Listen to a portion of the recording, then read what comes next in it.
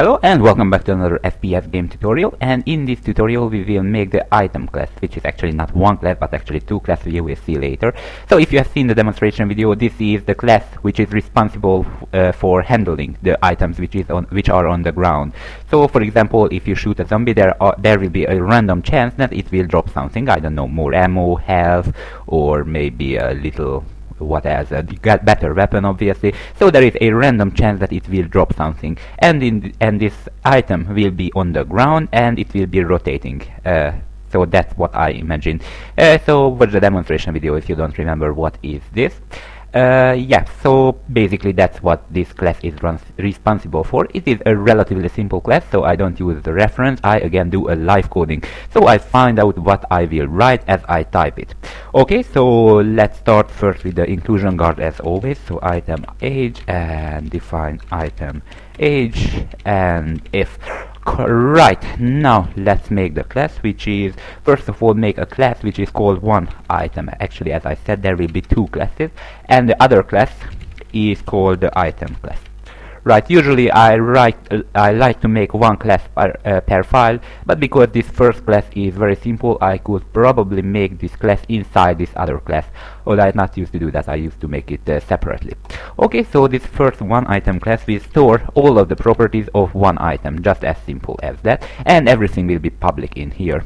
So let me see, a vector 3D rotation, and another vector 3D, actually make it here scale. Okay, so the rotation is obvious. What it is, it will continuously increase the Y rotation, so it will rotating on the Y-axis. The scaling is just because, you know, if we want to change the size of this rotating object, then we can easily do that. Okay, what else is the collision plane? So collision plane, and call it CS. So this collision plane is a useful one for making the position, because the collision collision sphere, I wanted to write, not plane, collision sphere, because the collision sphere contains a center point, so it is actually useful for two purposes. One for stalling the position of this item, and the other is to do the collision detection with this. You know, we can use the sphere collision detection. Okay, the next thing on the list is an identifications and int ID. This will just identify which item it is. So I don't know, 1 for infinite ammo or 2 for plus health or something. Okay, then we need an unsigned integer, and this will be the mesh. So actually, how does it look like? And it doesn't come anything else to my mind, so pretty much that's all parameters which are needed for one item. So let's make just a public, I mean a constructor. So one item, we are already in the public as I write here. So make a constructor. This constructor will weight basically all of these parameters. So vector 3D rotation, vector 3D scale, vector actually collision sphere CS, collision sphere CS. What else? Identification number, so ID number. Okay, and the mesh, so unsigned integer m, like mesh. Right, by the way, we can a little bit increase the performance of our program if instead of adding the parameter with copy, we can add that as a const reference. I think it will pretty much work in the same way always. So const vector 3D reference and collision sphere. Okay, and here as well, so const and const vector collision sphere reference. Okay, so might increase performance a bit, but because we don't really add too many items, so I don't think that it will matter anyway. Okay, so let's make the include, because I forget it if I don't make it now. So collision.age for do the collision detection, and collision sphere.age for the collision sphere obviously. What else? Vector 3D.age,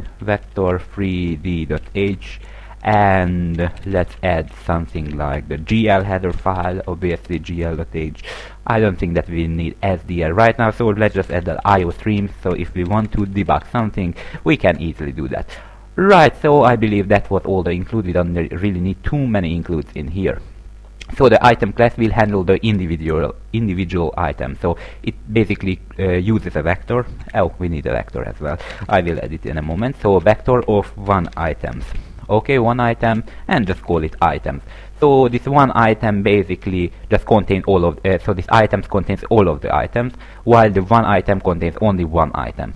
This item class will handle all of the items, so it will have an update function public.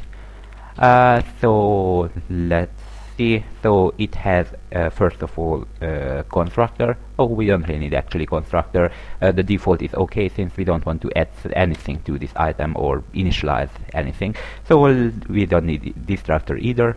But what we will need, obviously, we will need an add function, which will basically just add one item to this item. And actually it's waiting the same parameters as the constructor of one item, since we basically in the add just call the constructor of the one item and add it to the end of the items. So that's what we will do in the add function. Void del, which is waiting for an ID. This is basically delete one item from this item's vector. Okay, add the vector before I forget, so include vector.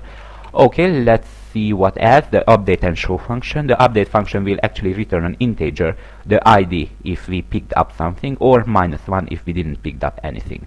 So int update, and it actually weights the collision sphere of the player, so player position. Okay, so we can use the sphere collision detection actually right here, so with this function, and we will return the ID if we picked up something, or -1 if we did not. Okay, and the show function, which is basically just go through all of the items and show them. Okay, so let's make first the one item thing, so constructor, and just include first of all the header file as we always do, and one item colon. Perfect. Okay, and now I just, as always in the constructor, make the rotation equals to the rot, the scale equals to the sc, collision sphere equals to the collision sphere. I changed the name of it so we don't have to use the this pointer. The ID equals to the idn, and the mesh equals to the m. That was quite simple. Right, so the next thing on the list is to make these functions. So let me copy and paste the definition of these functions. And these are in the items class, so I will add the item colon before the name of the function. Right, so first of all is the add function, which is just as simple as I said, add the new item to the end of the item. So one item, and I just call the constructor with the rotation, the scaling, the collision sphere, the ID, and the mesh. Right, so this was as simple as that. The delete function not too complicated either. We just go through with a for loop all of the items. So int I equals 0, I less than items.size, I plus plus, and if we find an item with this ID, so if items I, and we get the ID from that, so the ID, and if this ID is equal to the ID in the parameter, then we obviously have the element, so we have to just delete this element from the vector. So items.erase, the erase function is the member function of the vector, is used to delete an element from the vector. Right, so erase, and the parameter of this erase is actually a pointer, if I remember correctly. Is a pointer which points to the element we want to delete. So we get the beginning of this vector, so items.begin, which is the beginning of this vector, and we use the plus I to go from the beginning with I position. So basically we get the ith element. Right, and we break out from this loop because we found the element and we deleted it. Okay, and that was all. The update function is go through all of the elements similarly as we did previously. So less than items.size, I plus plus. So we go through all of the elements and actually first of all do the rotation stuff. So we get this rotation and increase it basically. So items I dot rotation dot y, and I don't know, add 1 to it or something. Obviously the bigger the number, the quicker the rotation is. Okay, and so we increase first of all the rotation, and then we check if if this rotation is greater than 360, so if rotation y is greater or equal than 360, so we make a full circle, so a full rotation, then actually I just set it back, so I subtract 360 from it, so minus equal 360. So for, obviously if we went a full circle, we can just actually subtract that full circle, it will not change the angle. So I just do that so this rotation will not overflow, basically, because if we just continuously let it grow, once the floating point number will run out from numbers, although that's quite a big number, then obviously it will overflow, and we don't want that. Okay, next thing is actually to check if the collision happened with the player, so collision. And the function which checks is the sphere-sphere collision detection, if you remember.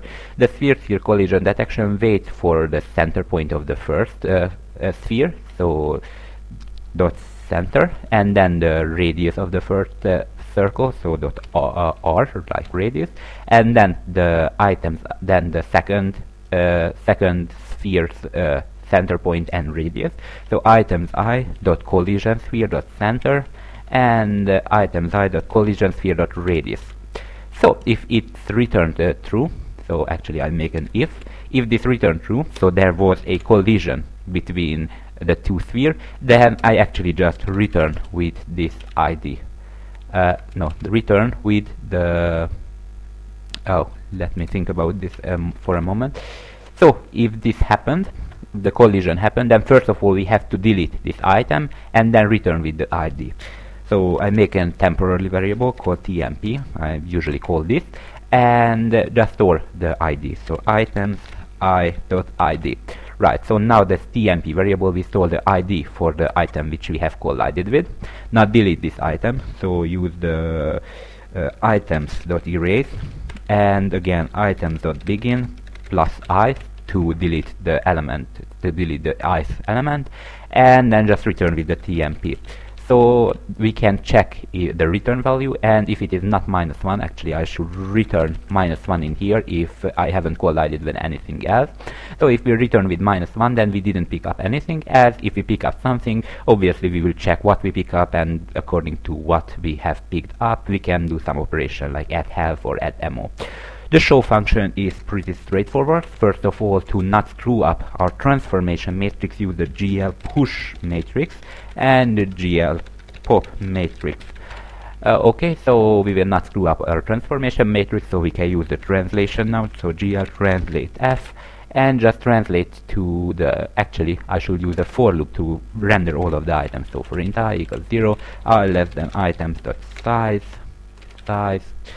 I plus plus, so we go through all of the elements, and we will render them to the place we want to render them. So GL translate F, and we get the items I dot collision sphere dot center dot x. That's a long line. Okay, and similarly I get the Z and the Y. So Y and Z. Okay, so basically all we did here is get the collision sphere, and the collision sphere will tell where the center point is, and I get the XYZ coordinate and go there. Okay, and I do the rotation right now, so GL rotate F, and let's just rotate it with the items I dot rotation dot x, and rotate it on the x-axis, obviously. Okay, and let me copy that, rotate on the y-axis and rotate on the z-axis, and change these to y. Right, so here we just here I just rotated the item with the correct angle in all of the axes. And now the final thing to do, actually before final thing to do, is to actually do the scaling as well. So GL scale F and items I dot scale dot x. Right, and similarly I will do with the y and the z.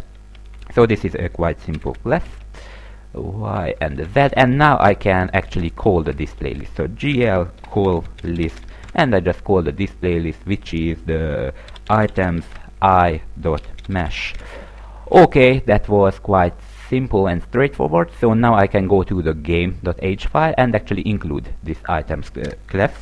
So include item.h age. Okay, now I included. Let's make one of these. So item or items, what else? Okay, and in here in the game.cpp, let's just add something when the zombie have died. So let's search where we examine if the zombie is dead or not. Okay, so I'm searching for it. The zombie is attacking the player, and we should have something where the zombie died, don't we? Searching, the zombie is attacking the player. I believe this is it somewhere. So if we hit the player, and now we should check if the zombie is actually dead. So let's add an, I believe we have something, the update function of the zombie return with true if the zombie is dead, isn't it? So if the zombie is attacking the player, set attack, update. Oh, here it is, the zombie is dead. I missed it. So here where the zombie died, let's add something to the item. So items.add, and what parameters it waits again? Item rotation. Actually we shouldn't get the rotation. Never mind. So vector 3D, and just press 0 and just add 0 0 0 so it's not rotated at the beginning. Then we have the scaling. I don't know the scaling, so let's just add 1 1 1. So vector 3D 1 1 1, which is basically not scaling at all.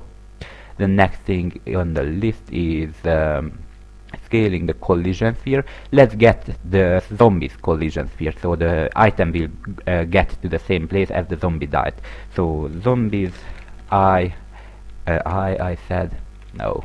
So zombies I, and get the collision sphere. So get collision sphere, and I'm not sure if this get collision sphere return with the collision sphere or a pointer to the collision sphere. I will open up the zombies.age, and get collision sphere return actually a pointer to a collision sphere, so I use the dereference operator, so a star in here, to get the collision sphere and not the pointer.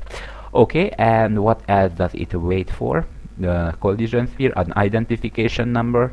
Let's go with I don't know, 0. Okay, and what else? A mesh. Okay, we don't really have anything to render yet, except we have the weapon, and we could use the outer look of that. So weapons I, and just get outer view or look. What was it? View. Get outer view. Right, so now I have added an item. Okay, and in the show function I should show all of the items. So actually just items.show. Okay, and in the update function, which is right here, I actually should update all of these items. So int j and items.update. This j actually we have to get the position of the player. So player 1 and get collision sphere. Okay, and I'm not sure again if this is written with a pointer or what else. So player.8 and get collision sphere. Okay, I'm searching. Get collision sphere. No, it's returned with the value, so we don't have to dereference that. Okay, we updated, and this j variable now store what item did we pick up. So if j is, I wanted to make, if j is equal to 0, then we picked up a weapon. So let's write out. So weapon picked up. Okay, and std end line. So this value is the same as when we added. So here we added, and then we passed this ID. So for example, this 0 is now the zeroth weapon. Actually, I wanted to write 0. So the first weapon's ID. So of course you can make 1, and that would be, I don't know, something you pass here like ammo or something. Okay, believe it should work. So let's try to compile it. Here I have a terminal, and actually it might be here. Let's try it. Oh no, that's not it. Yeah, this is it, and let's see how many errors did I make. Too many actually. Okay, what is the problem? Items.cpp, no match for call.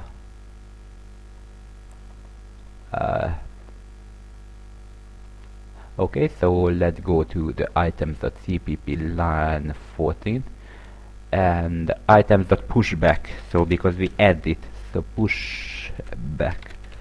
So push back because this is a vector and I add obviously the item. So let's try it now. Okay, seemed it compiled, so let's try to run it and kill the zombie. Oops, sorry. Now, here it is. And let's try to kill the zombie. 1, 2. Okay, and there is the weapon. So it's rotating, as you can see. So let's pick up. Okay, it disappeared and the weapon is picked up, as you can see. Alright, this was pretty much conclude the tutorial, because from now on you can pretty much add anything you want. So for example, add so make it a random number generator like this. So if random %sign 10 equals to 0, then I don't know, add one of the items. So I don't want to really go into that because that's kind of boring, and I think it's kind of obvious. So obviously now you can use the player what was it called, player add weapon or something, add weapon. So you can use the player.add weapon to add this weapon to the player, obviously. And yeah, pretty much that's it. Okay, so if you have anything problem with other implementation, like implementing the plus ammo or the other weapons or so on, let's write a comment below and I make a tutorial about that as well. So thank you for watching and